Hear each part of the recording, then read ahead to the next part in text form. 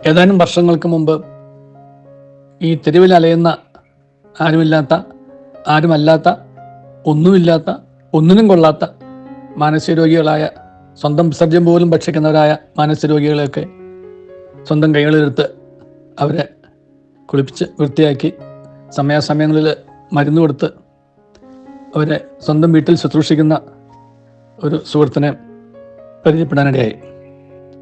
അപ്പം അദ്ദേഹത്തിൻ്റെ ഒന്നാമത്തെ ഒരു നിരീക്ഷണം ഇതായിരുന്നു: സാറേ, മുറിവേറ്റവനെ മുറിവിൻ്റെ വേദന അറിയും. ഒരുപാട് അർത്ഥങ്ങളുണ്ട്, മണിക്കൂറുകൾ നമുക്ക് ചിന്തിക്കാവുന്ന ഒരു ആത്മകഥമാണ്.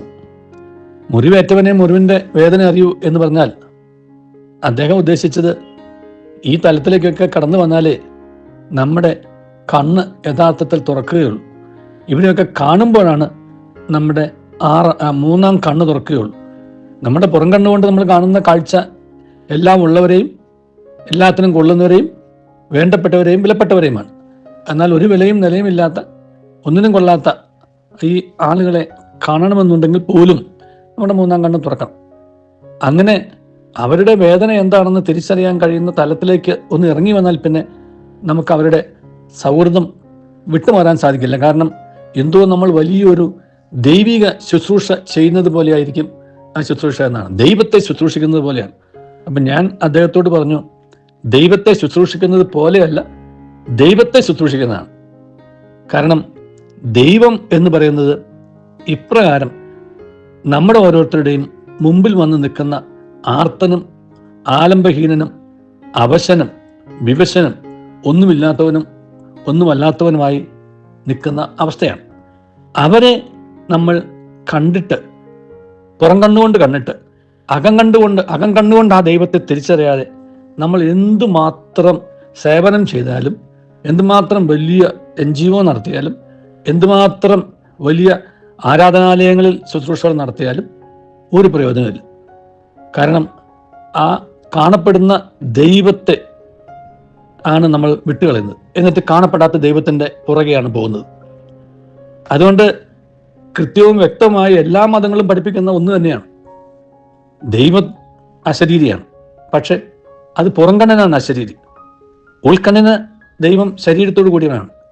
ആ ശരീരത്തോടു കൂടിയവൻ എന്ന് പറയുന്നത് നിന്റെ മുമ്പിൽ നീ കണ്ടുമുട്ടുന്ന ഈ അവശനും ആർത്തനും ആലംബഹീനനുമാണ്.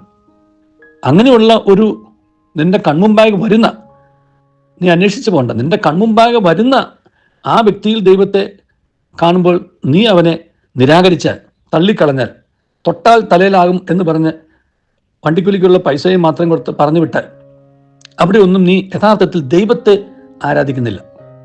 ഇതായിരുന്നു ഞങ്ങളുടെ സംസാരത്തിൻ്റെ രത്ന ചുരുക്കം. അപ്പം ഞങ്ങൾ സംസാരിപ്പിച്ചത് ഇങ്ങനെയായിരുന്നു: മുറിവേറ്റവനെ മുറി ഉണക്കാൻ കഴിയൂ എന്ന് പറയുന്നതിൻ്റെ ആ നാണയത്തിൻ്റെ മറുവശം പൂരിപ്പിച്ചിട്ടാണ് ഞാൻ പോകുന്നത്. മുറിയാതെ മുറി ഉണക്കാനും സാധിക്കില്ല. ഇങ്ങനെയുള്ള ശുശ്രൂഷകളിൽ ഏർപ്പെട്ടിരിക്കുന്ന ആരെ എടുത്തു നോക്കിയുള്ളൂ, അവരെല്ലാം ഒരുപാട് ത്യാഗങ്ങൾ ജീവിതത്തിൽ സഹിച്ചിട്ടുള്ളവരാണ്, സഹിക്കുന്നവരാണ്. ഈ ശുശ്രൂഷയ്ക്ക് വേണ്ടിയിട്ട് എല്ലാം മാറ്റിവെച്ച്, എല്ലാം ഉപേക്ഷിച്ച്, ആരുടെ മുമ്പിലും കൈനീട്ടി എന്ത് ജോലിയും ചെയ്യാനായിട്ടും ഇവരെയൊക്കെ ഒന്ന് കുളിപ്പിച്ചെടുക്കാന്ന് പറയുന്നത് അത്ര എളുപ്പമുള്ള കാര്യമല്ല. കാരണം അവർ മിക്കവാറും രാവിലെ ഉണർന്നിരുന്നേക്കുന്നത് സ്വന്തം വിസർജ്യത്തിൽ തന്നെ കടന്നുകൊണ്ടും ഒക്കെയാണ്. അവരെയൊക്കെ ഒന്ന് കുളിപ്പിച്ചെടുക്കുക എന്ന് പറയുന്നത് നമ്മൾ ദൈവത്തെ നേരെ ശുശ്രൂഷിക്കുന്നതിന് തുല്യമാണ്, യാതൊരു സംശയവും കാര്യത്തിലുണ്ട്. അപ്പം അങ്ങനെയുള്ള ഒരുപാട് ശുശ്രൂഷ കേന്ദ്രങ്ങൾ നമുക്ക് കേരളത്തിൽ തന്നെ ഉണ്ട് എന്നുള്ള കാര്യം മറക്കരുത്, ഡൽഹിയിലുണ്ടെന്നുള്ള കാര്യം മറക്കരുത്. നമുക്ക് അന്വേഷിച്ച് പോയാൽ കാണാൻ പറ്റും. തീർത്ഥാടന കേന്ദ്രങ്ങൾ അന്വേഷിക്കുന്നത് പോലെ തന്നെയാണ് ഈ സ്ഥലങ്ങളിലൊക്കെ പോയി ഒരു തീർത്ഥാടനം നടത്തുന്നത്. ഇനി അദ്ദേഹത്തിൻ്റെ അവസാന നിരീക്ഷണം കൂടെ പറഞ്ഞ് ഞാൻ അവസാനിപ്പിക്കാം.